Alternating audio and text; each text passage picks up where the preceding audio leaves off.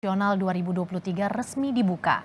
Event yang digelar oleh Kementerian Pendidikan, Kebudayaan, Riset, dan Teknologi ini menghadirkan beragam keseruan, mulai dari panggung hiburan, bazar, pasar ilmu, hingga gerobak kuliner.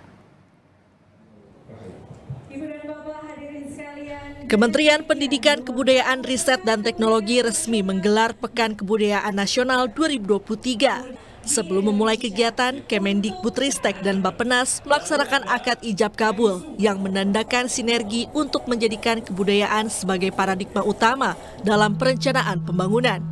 Kegiatan ini berlangsung di ruang tamu Gedung Bappenas. Ya, karena kebudayaannya kan milik semua orang, jadi kita ingin memberi ruang kepada sebanyak mungkin kalangan gitu ya. Jadi ada rombong dangdut, ada layar tancap, ada macam-macam kebudayaan yang biasa dinikmati ya oleh masyarakat luas kita gitu ya. Pekan Kebudayaan Nasional 2023 digelar dengan konsep ruang tamu di setiap titiknya. Keseruan semakin terasa dengan antusiasme masyarakat yang hadir dalam pembukaan PKN tahun ini.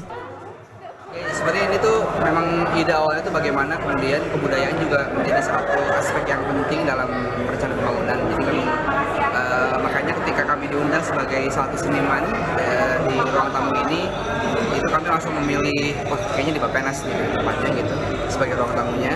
Dimana kemudian juga gagasan tentang pembangunan yang bottom up dari komunitas itu juga sebetulnya sangat mungkin gitu. Dan ini kami coba tuangkan hingga kami akhirnya memilih konsep ruang tamu yang kami tawarkan adalah musrembang kebudayaan.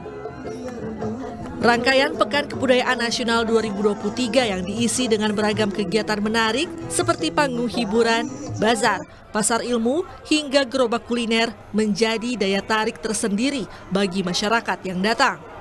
Tak hanya di Galeri Nasional, kegiatan ini juga dilaksanakan di 40 titik yang tersebar di Jabodetabek dengan 450 event serta melibatkan 800 pelaku budaya. Tim Liputan, Kompas TV. Dan minat dari kabupaten-kabupaten maupun